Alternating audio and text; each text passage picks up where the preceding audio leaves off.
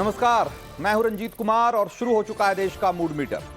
वक्फ board की जमीन कब्जाने वाली साजिश के खिलाफ टॉप लेवल से क्या ऑर्डर आया है ये बताएंगे आपको और दिखाएंगे कि उत्तर प्रदेश में सीएम योगी आदित्यनाथ ने किस ऐतिहासिक दस्तावेज को सामने लाकर कब्जाधारियों की पोल खोलने की पूरी मुहिम छेड़ दी।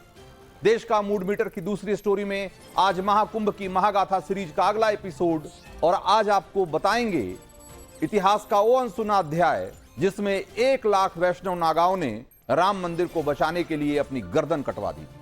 देश का मूड मीटर की तीसरी स्टोरी में आज दिखाएंगे डोनाल्ड ट्रंप का अखंड अमेरिका प्लान और कैसे उनके इस ऐलान से दुनिया में तहलका मचा हुआ है। लेकिन शुरुआत वक्फ बोर्ड को सीएम योगी आदित्यनाथ की सबसे बड़ी चेतावनी की खबर के साथ।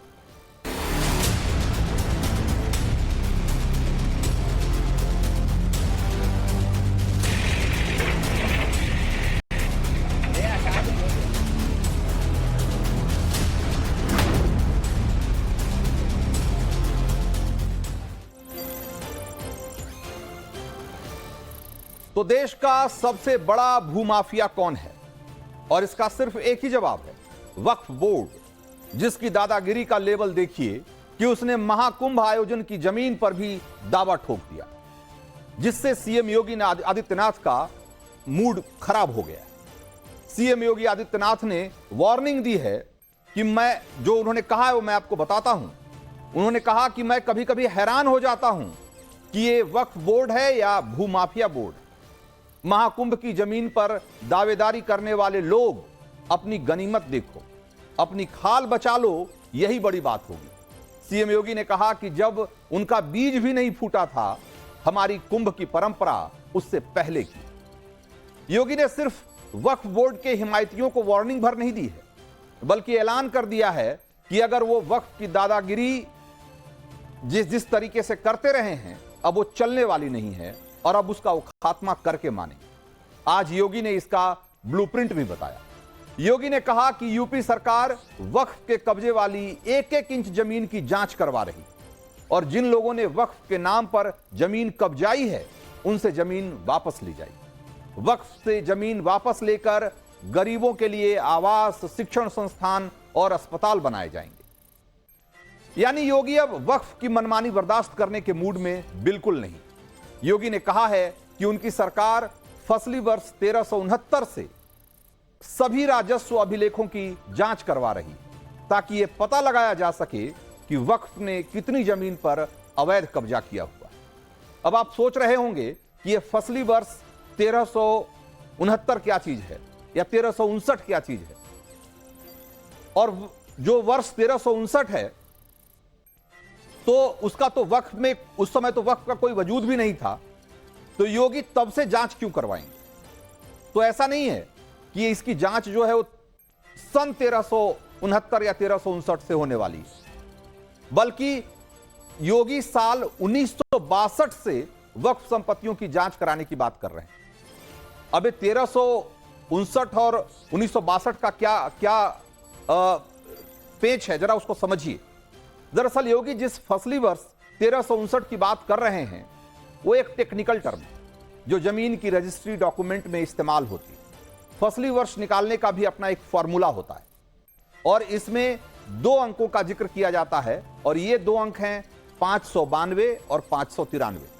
इन अंकों को अंग्रेजी वर्ष से घटा करके फसली वर्ष ज्ञात किया जाता है। तो उत्तर प्रदेश में फसली वर्ष की शुरुआत 1 जुलाई से 30 जून तक होती है। तो एक फसली वर्ष को 2 भागों में बांटा जाता है। पहला 6 महीने का 1 जुलाई से 31 दिसंबर और दूसरा 6 महीना 1 जनवरी से 30 जून तक। तो जुलाई से दिसंबर माह के बीच का जो फसली वर्ष निकालने के लिए उस वर्ष में 592 अगर घटा देंगे तो उस वर्ष का फसली वर्ष ज्ञात हो जाएगा, और जनवरी से जून महीने के बीच का फसली वर्ष निकालने के लिए उस वर्ष में से 593 घटा देंगे तो उस वर्ष का फसली वर्ष ज्ञात हो जाएगा।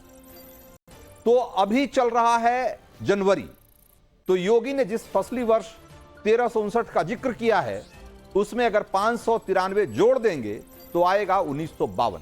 यानी फसली वर्ष 1359 का मतलब यह हुआ 1952। यानी योगी 1952 से 1952 से लेकर वक्फ के रिकॉर्ड की जांच करवाने की बात कर रहे हैं। और 1952 का मतलब आप समझ रहे हैं कि आजादी के बाद की जो साल है, एक तरीके से कुछ होती, उसके 3-4 साल बाद का जो मामला है, जब से इस देश में संविधान और बाकी कानून वगैरह आ गए, उसके बाद से जो रिकॉर्ड रखे जाने की प्रक्रिया शुरू हुई, तो तब से लेकर अब तक जो भी लैंड रिकॉर्ड है उसकी जांच करके और वक्फ की जमीन कितनी है और कौन सी नहीं है, इसकी पूरी पड़ताल की जाएगी। वैसे आज योगी ने वक्फ बोर्ड को जो वार्निंग दी है, उसको लेकर योगी पिछले 2 साल से एक्टिव भी। वर्ष 2022 में योगी सरकार ने यूपी में वक्फ बोर्ड की संपत्तियों की जांच करवाने का फैसला किया था, ताकि यह पता लगाया जा सके कि नियमों को ताक पर रखकर किन संपत्तियों को वक्फ बोर्ड ने अपनी संपत्ति घोषित किया हुआ है। और इसके अलावा हाई कोर्ट के आदेश पर यूपी के राजस्व विभाग ने भी वक्फ संपत्तियों की जांच की है।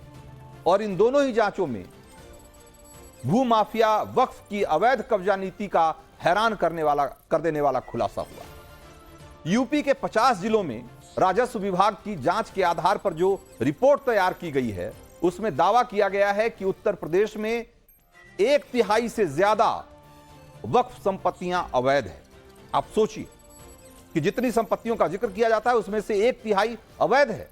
यूपी के 50 जिलों में 1,10,000 में से 30,000 संपत्तियों पर वक्फ का दावा फर्जी है। यह 50 जिलों की बात। रिपोर्ट में लिखा गया है कि यूपी में सार्वजनिक भूमि को वक्फ कर दिया गया है, जो कि गैर कानूनी है। यूपी में कई जगहों पर सरकारी जमीन भी वक्फ में रिकॉर्ड कर दी गई है और कई जगहों पर तो हिंदुओं की शमशान की भूमि को भी वक्फ की संपत्ति के रूप में दर्ज करा दिया गया है। अपनी इसी हड़प नीति की वजह से वक्फ बोर्ड भारत का सबसे बड़ा भूमाफिया बना हुआ और भारत का तीसरा सबसे बड़ा जमींदार भी, और वक्फ की इसी जमीन कब्जाऊ साजिश का सबसे बड़ा शिकार यूपी भी।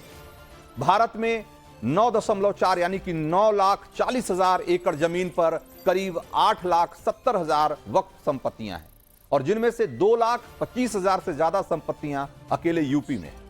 और यह इसलिए है क्योंकि वक्फ बोर्ड के पास असीमित शक्तियां हैं और ये असीमित शक्तियां कांग्रेस की सरकारों ने समय समय पर उनको मुहैया कराया और ये शक्तियां उन्हें वक्फ की कानून के तहत दी गई और जिसके आधार पर, या यूं कहें कि जिसके जरिए वक्फ बोर्ड जिस जमीन पर अपना दावा ठोक दे, एक तरीके से वो उसकी हो जाती।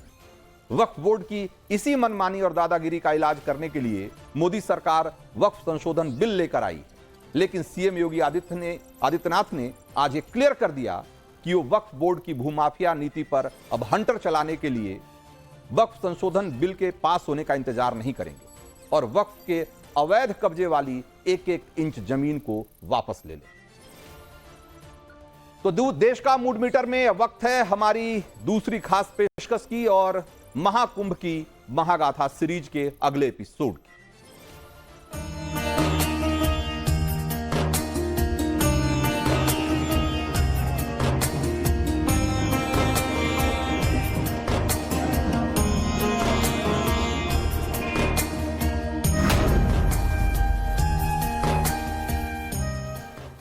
तो प्रयागराज का इस बार का महाकुंभ पहला महाकुंभ है जो अयोध्या में भव्य दिव्य राम मंदिर की प्राण प्रतिष्ठा के बाद हो रहा है। इसीलिए महाकुंभ नागा सीरीज में आज मैं इतिहास का वो पन्ना खोलने जा रहा हूं जिसका एक सिरा अयोध्या से जुड़ता है तो दूसरा सिरा 3 तिलक वाले नागा सन्यासियों की प्रचंड वीरता और बलिदान से जुड़ा हुआ है, जिन्होंने आज से 500 साल पहले बाबर की सेना को रोकने के लिए अपनी गर्दनें कटवा दी। साल 1528 में हुई उस लड़ाई में 2.25 लाख हिंदुओं ने अपने प्राणों की आहुति दी थी, जिसमें 1 लाख से ज्यादा 3 तिलक वाले नागा सन्यासी थे। और उसी युद्ध के बाद 3 तिलकधारी नागाओं के लिए एक नियम अनिवार्य कर दिया गया था कि वो एक हाथ में माला रखेंगे और दूसरे हाथ में भाला।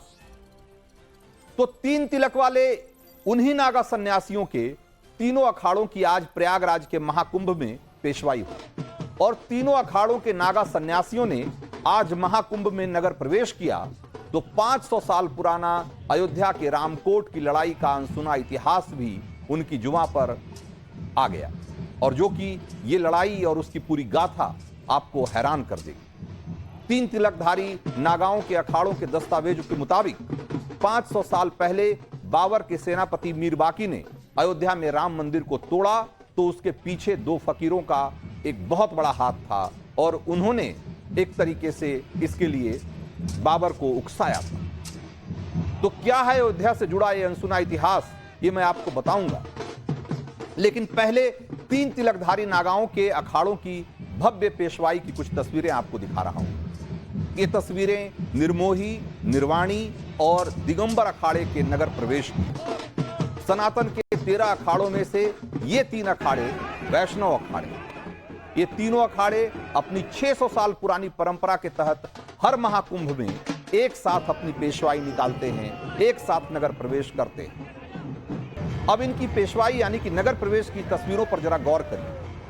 हाथी, घोड़ा, ऊंट, गाजे बाजे के साथ इन तीनों वैष्णव अखाड़ों के नागा अपनी युद्ध कला का प्रदर्शन करते हुए आपको यहां दिखाई दे रहे हैं। तो तीनों वैष्णव अखाड़ों के नागा साधु माथे पर ऊपर की तरफ वैष्णव तिलक लगाते हैं, इसीलिए इन्हें 3 तिलकधारी नागा कहते हैं। शैव अखाड़ों के नागा जहां दिगंबर होते हैं यानी बिना कपड़ों के होते हैं, इन तीनों वैष्णव अखाड़ों के जो नागा सन्यासी होते हैं वो सफेद वस्त्रधारी होते हैं। कमर के नीचे सफेद कपड़ा या लंगोट पहनना इनके लिए अनिवार्य होता है। इन वैष्णव नागाओं की पहचान इनके माथे पर पीला चंदन, लाल रोली या पीला चंदन और हल्दी से बनने वाली काली रोली से होती है। इनके हाथों में 5 रंगों वाली ध्वजा होती है जिसमें लाल, पीला, हरा, सफेद समेत 5 रंग होते हैं।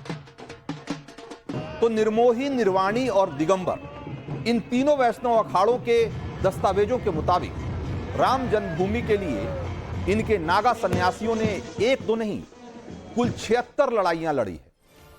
और कब कब लड़ाइयां लड़ी गई इसके बारे में भी उसमें जिक्र किया गया।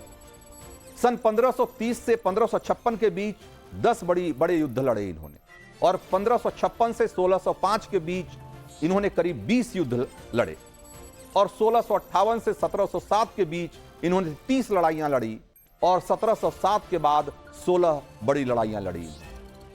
तो सन 1670 में औरंगजेब ने मथुरा के कृष्ण मंदिर को तोड़ा तो इन नागा सन्यासियों ने तब भी मुगलिया सेना के खिलाफ लड़ाई लड़ी थी, क्योंकि इन तीनों अखाड़ों के इष्ट देवता भगवान राम और कृष्ण और देवता हनुमान जी। यहां इष्ट देवता और देवता का फर्क समझिए। इष्ट देवता की सेवा, साधना आध्यात्मिक उन्नति के लिए की जाती है, जबकि देवता की पूजा और साधना आध्यात्मिक ऊर्जा और शक्ति हासिल करने के लिए की जाती है।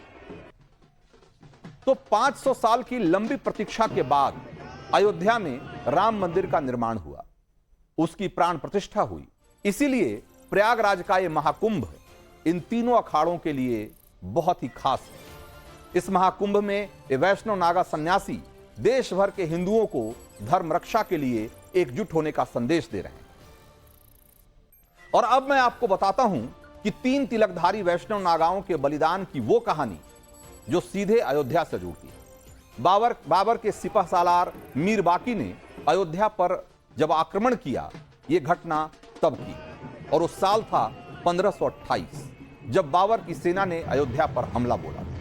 राम मंदिर जिस स्थान पर है तब उसे रामकोट कहा जाता था।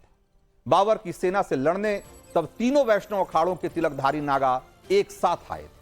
निर्मोही अखाड़े के दस्तावेजों के मुताबिक उस युद्ध में 1 लाख से ज्यादा वैष्णव नागाओं ने अपना बलिदान दिया, रामकोट को बचाने के लिए अपनी गर्दनें कटवा दी। तो राम मंदिर को तोड़े जाने को लेकर निर्मोही अखाड़े के दस्तावेजों में बेहद चौंकाने वाली कहानियां निकलती। इसके मुताबिक उस दौरान कजल अब्बास मूसा और जलाल शाह नाम के 2 फकीर अयोध्या आए थे, और उन्होंने रामकोट के गद्दी नशीन महात्मा श्यामानंद से धोखे से दीक्षा ली, और दोनों फकीरों ने का यह मानना था कि अगर अयोध्या में राम मंदिर की जगह मस्जिद बना दी जाए तो पूरे हिंदुस्तान पर इस्लाम का परचम फहराने लगेगा, और इसी इरादे से उन्होंने बाबर को अयोध्या पर हमले के लिए उकसाया। यह पूरा ब्यौरा तीनों वैष्णव अखाड़ों के दस्तावेजों में दर्ज है, जिसे पंडित राम गोपाल पांडे शरद ने अपनी किताब राम जन्मभूमि का रक्त रंजित इतिहास में समेटा है। रामचरितमानस लिखने वाले संत तुलसीदास ने भी तुलसी शतक में कई दोहों के जरिए पूरा वर्णन किया है कि मीर बाकी ने अयोध्या पर तब कैसा कत्लेआम मचाया था। संवत्सर वसुबाण नभ ग्रीष्म ऋतु अनुमानी, तुलसी अवधहि जड़ जवन अनरथ किए अनमानी। अयोध्या में राम मंदिर 500 साल बाद फिर स्थापित हुआ है, लेकिन सनातन के इतिहास की ऐसी गाथाएं हमेशा याद दिलाती रहेगी कि सनातन के योद्धा नागा सन्यासियों ने हिंदू धर्म की रक्षा के लिए कितने बड़े बड़े बलिदान दिए हैं और इस देश में हिंदुत्व को बचाने के लिए संतों ने और आम लोगों ने कितनी बड़ी बड़ी कुर्बानियां दी। तो देश का मूड मीटर में वक्त है आपको यह बताने का कि क्या है डोनाल्ड ट्रंप का अखंड अमेरिका प्लान और इसके ऐलान से दुनिया में घमासान बढ़ने की आशंकाएं क्यों जताई जा रही हैं।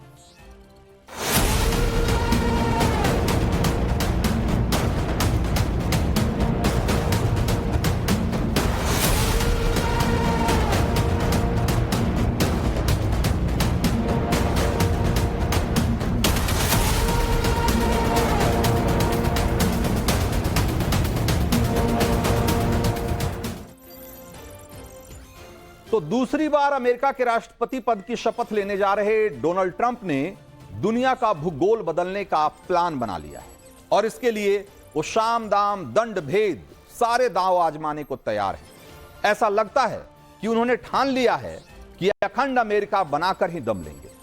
बहुत सारे नए इलाकों पर अमेरिकी झंडा फहराकर ही मानेंगे। लेकिन सवाल यह है कि क्या ट्रंप के सिर पर कोई नया फितूर सवार हुआ है या फिर किसी बड़ी चुनौती से मुकाबले के लिए ट्रंप ने एक प्लान बनाया है। आज हर सवाल का जवाब देंगे, लेकिन सबसे पहले यह देखिए कि डोनाल्ड ट्रंप के टारगेट पर वो कौन कौन से इलाके हैं। तो ये मैप देख लीजिए जरा। ये वो इलाके हैं जिन्हें ट्रंप अमेरिका में मिलाना चाहते हैं। कनाडा, ग्रीनलैंड, पनामा नहर और ट्रंप मैक्सिको की खाड़ी का नाम बदलकर भी अमेरिका की खाड़ी करना चाहते हैं। तो ये सारे इलाके हैं जिसके बारे में ट्रंप चाहते हैं कि या तो अमेरिका का हिस्सा बन जाए या वहां अमेरिका का दबदबा कायम हो जाए। तो सबसे पहले बात करते हैं ट्रंप के कनाडा प्लान की।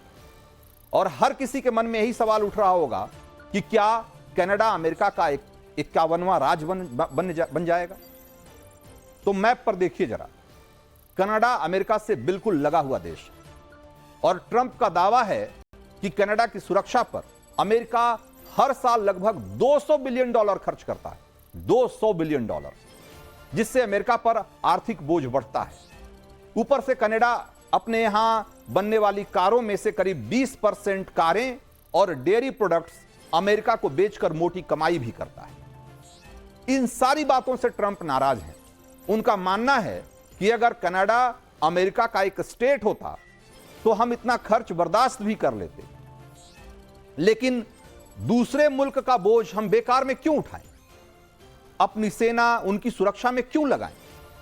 हालांकि कनाडा को अमेरिका का 51वां राज्य बनाने के लिए ट्रंप मिलिट्री पावर नहीं बल्कि इकोनॉमिक पावर इस्तेमाल करने की बात कर रहे हैं। और कनाडा को अमेरिकी स्टेट बनाने को लेकर ट्रंप का इरादा कितना मजबूत है उसका सबूत यह है कि उन्होंने बाकायदे कनाडा के नक्शे को अमेरिकी फ्लैग से पोत डाला और सोशल मीडिया पर उसे शेयर भी कर दिया। कनाडा को लेकर ट्रंप की एक और टेंशन है। ट्रंप का दावा है कि मैक्सिको के साथ साथ कनाडा के रास्ते भी अमेरिका में बड़ी मात्रा में ड्रग्स आ रहा है और एक कनाडाई सिस्टम के ढुलमुल और लचर रवैये की वजह से हो रहा है। कनाडा के अलावा ट्रंप के टारगेट पर ग्रीनलैंड भी है। जरा ग्रीनलैंड की लोकेशन देखिए कि कहां ग्रीनलैंड और कहां अमेरिका। 5000 किलोमीटर से ज्यादा की दूरी।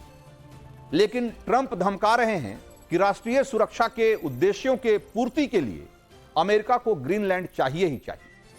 उधर सीनियर ट्रंप का ग्रीनलैंड को लेकर बयान सामने आया और इधर जूनियर ट्रंप ग्रीनलैंड की राजधानी न्यूक पहुंच गए। घूम घूम कर वहां के लोगों को ट्रंप के कैंपेन वाली टोपी बांटी।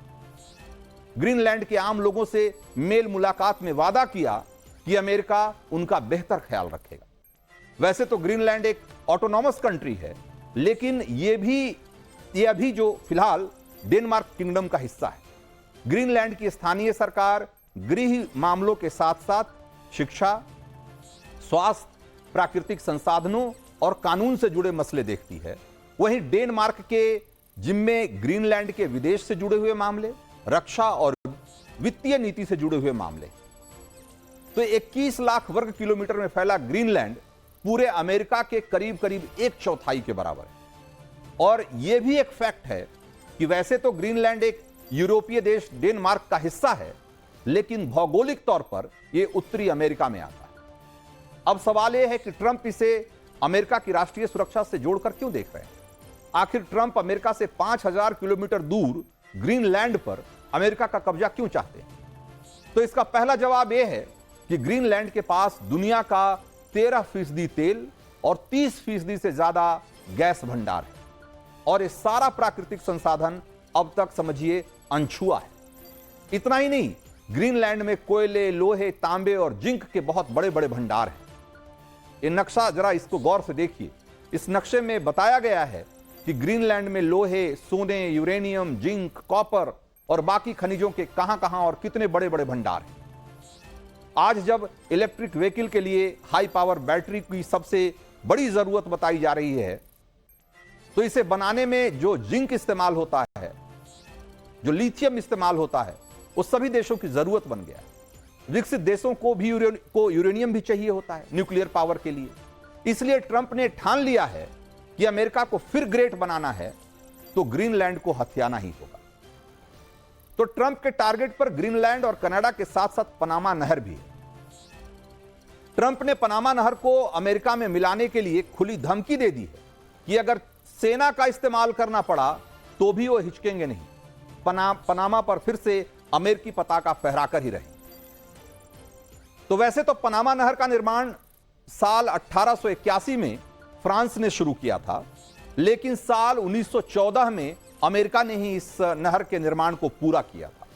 और इसके बाद पनामा नहर पर अमेरिका का लंबे समय तक कंट्रोल भी रहा। लेकिन साल 1999 में अमेरिका ने पनामा नहर के नियंत्रण पनामा की सरकार को सौंप दिया और 82 किलोमीटर लंबी इस नहर पर एक तरीके से आज पनामा सरकार का कब्जा है। और यह नहर जो है अटलांटिक महासागर और प्रशांत महासागर को जोड़ती। पूरी दुनिया की में जितना भी व्यापार होता है, समुद्री व्यापार होता है, उसका 6% इस नहर से होकर गुजरता है। और अमेरिका की अर्थव्यवस्था के लिए भी पनामा नहर बहुत महत्वपूर्ण है। क्यों, जरा इसको भी समझिए। अमेरिका को अपने ही देश में एक हिस्से से दूसरे हिस्से में माल भेजने के लिए पनामा नहर से होकर गुजरना पड़ता है।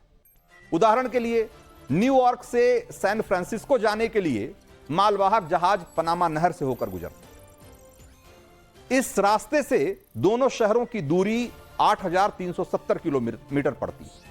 लेकिन अगर पनामा नहर की बजाय पुराने मार्ग से माल भेजा जाए तो जहाजों को पूरा दक्षिण अमेरिका का चक्कर लगाना पड़ेगा और इस तरीके से सैन फ्रांसिस्को पहुंचने में 22,000 किलोमीटर की दूरी तय करनी पड़ेगी।